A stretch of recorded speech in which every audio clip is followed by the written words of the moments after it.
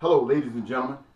This is Eddie Marcus, again, spokesman and advocate of basic human rights for all people. I want to take advantage of this moment to speak to you, my brothers and sisters all over this country and all over the world, in regards to our brothers and our sisters that are in the military. I want to say to each of you who are listening to me today, many of you are parents, and there's nothing that you love more than your children, boys and girls alike. And you didn't bring them in this world to die before time, or to die in something that isn't really beautiful. In fact, the life that you have, regardless of how beautiful or it has been, your hope has been that theirs would be more expressive of that beauty. That is not just those of you who got money. That is the same for those of you who don't. That is exactly the same. Love for kids can be so, I don't even know the word to describe it. But in some instances, it would make a parent kill their own children when they think that it's better for them to be dead. Might be a wrong decision by what others see it as. But to them, they've made a gesture of love. Somebody might think about Abraham, willing, but love won't allow you to. And so I think about that woman or that father, that family who think that it's necessary to kill their child so that they will be denied the hell that they foresee. Is that any different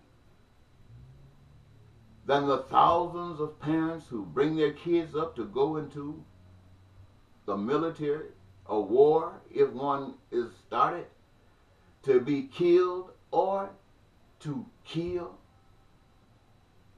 Now let's ask ourselves, why are they there in the military? You say that it's there because they're willing to protect their country.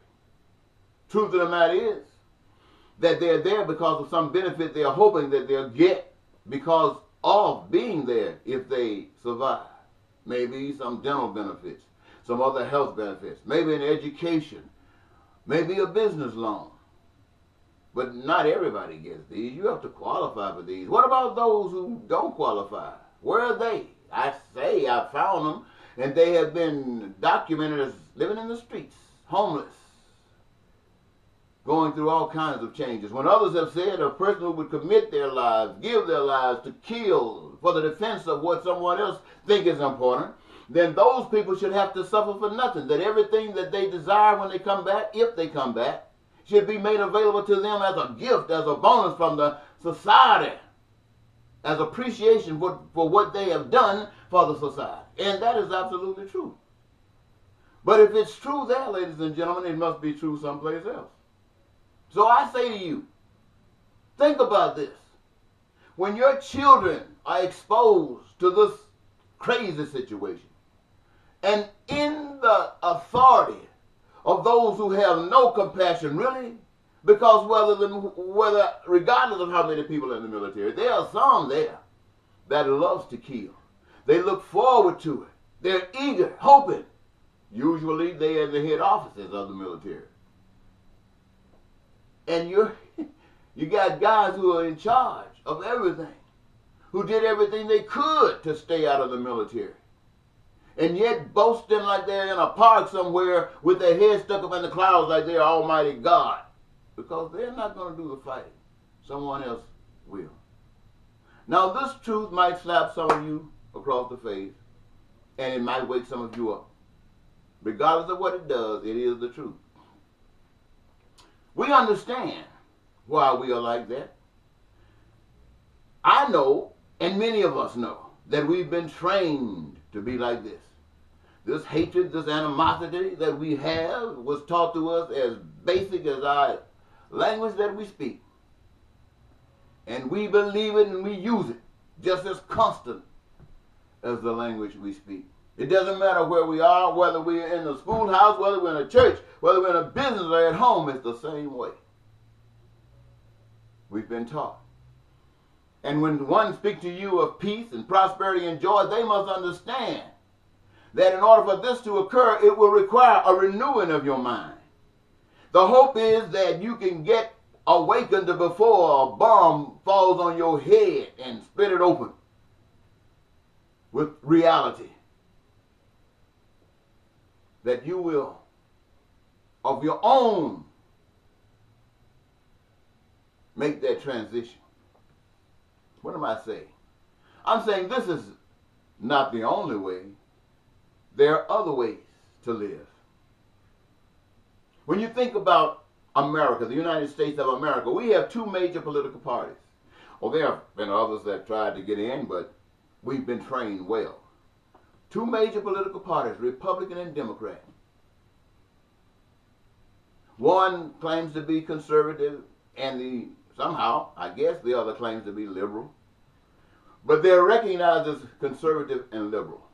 Human beings, wanting to represent human beings. People have accepted them to represent as human beings. Represent them in what? In life. In the pursuance of dreams. And that's what they both represent. But they're divided. Each represent people who want the same thing. But they're divided. Why are they divided? Well, you psychologists and others who think about things like that can come up with many reasons. But I can only say that they think like that because they are each absent of the truth. See, the conservatives think their way is the best way, whatever that is. The liberals think that their way is the best way, whatever that is. See, that's a selfish way, selfish way. Now, who would really know? The designer would really know. And the designer's way represents your way and your way in the way of the designer. And so when I talk about the renewing of your mind, I start talking about you changing from your way to the designer's way. And what is the designer's way? It is not your way. So the first thing you got to do is get rid of your way. Now, what kind of way would you want to go to? You would want to go to a way that would protect you. You would want to go to a way that says, regardless of the situation, as long as you follow this way, you will be as if your dreams are right there at your command. Why? Because you will have the sustenance of survival, which are basically a career of your own choosing. I'll start there this time because it gives you an opportunity to express yourself, to be who you are, to be what you were created to be able to manifest the true joy of your life, because now you're doing what you were supposed to do. And what you were supposed to do will allow you to engage it with that of one another. Why? Because it is the way of truth. It is the way of doing for others as you'd have others do unto you. And you didn't even know it. It just happened because you decided that you weren't going to try to stick to your way anymore. By George, you begin to learn. And so you start treating people right, your American citizens right. Republican and Democrat. Why? Now you each have food, clothing, shelter, education, health care that you need, and all of the resources that you would ever need to advance your aspirations. And you don't have to fuss with anybody, have to argue with anybody, because you are support for one another. You don't just have your race, you don't just have your gender, you got the whole nation supporting you in everything you do. Not in words only, but by what they are doing as well. Woo! And when you treat your people right, you will understand how to treat your neighbors. Arguing with North Korea is not the way to win. Boosting up your muscles is not the way to win. The way to win is as you have loved your own. Love the Korean people. You know what their needs are. You know what their ambitions are. Do everything in the world you possibly can to help them. Russians, you know what their concerns are. They are the same as ours.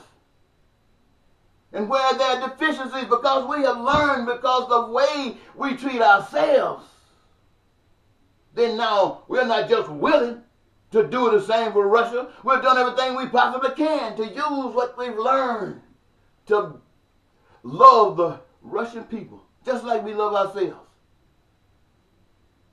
If you want to win, that's the way to win. What I'm trying to tell you, ladies and gentlemen, is this. There's a right way and there's a wrong way. And when you are wrong, you are wrong. And your result, I don't care what it temporarily looks like, it's going to end up like it's supposed to. You're reaping what you sow. And when you say you stand for something good, when you say you stand for something right, you can't, under any pressure, yield. If you think it's proper to resist, you got to mean it. You can't walk out in the streets and say, we fed up, ain't going to take it no more, and go back home, taking it every day until the next rally. Fed up. Fed up got to mean when you came out there in the streets, when you put that sign in your hand, you are saying to all who can see it that you're through with the bull. You're not taking the crap anymore.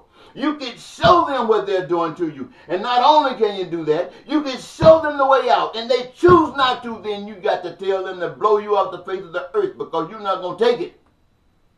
And if you don't mean that, don't put that sign up. Because to mean it means that you will definitely give yourself up. And everything that comes against you just gives you joy. You don't retaliate in violence. Why? Because that's not you. That's not truth. And if you do, you just go and slap truth outside the head. Say you was a phony. Don't be playing with truth like that. Don't be trying to pretend that you're real. You be like that, ladies and gentlemen. I guarantee you there's not an other nation on the face of the earth that will dare mess with you. You can go to bed at night with your doors open again. I'm not talking about you as individual people and citizens. I'm talking about as a nation. Leave your windows up. Nobody's going to mess with you. Why? Because you got the protection of the effects of love. So, think about this.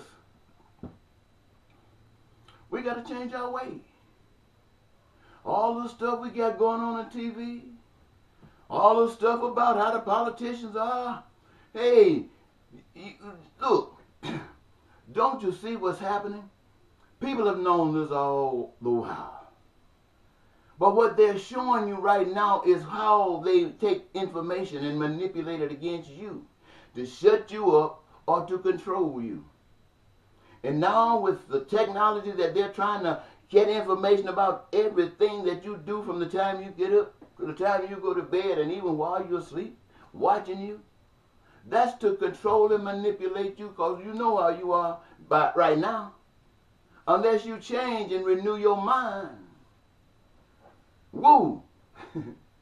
But my whole message, my whole purpose is to tell you to renew your mind. Daily life is the most simplest thing that one can do. Life was not made to be complicated. Life was not made to go through all these changes. Life is simple as on a playground playing, having fun on all of the tools that are available to you until that bully comes walking across that playground. That bully has no power until you buy into whatever they're saying. And even then, ladies and gentlemen, when that bully comes across that field, what's the good thing that could be for? to give you a chance. To give you a chance to represent who you are. Are you going to be with truth? And there's no bully that will stand against truth. And you know that. Or are you going to buy into the lie and comply? Well, that's your challenge. And it seems that all over the world, people bought into the lie. And the bully has the power that has been given to them. But all I want you to know is that the moment that you decide, fed up, and ain't going to take it no more, and mean it, bye-bye.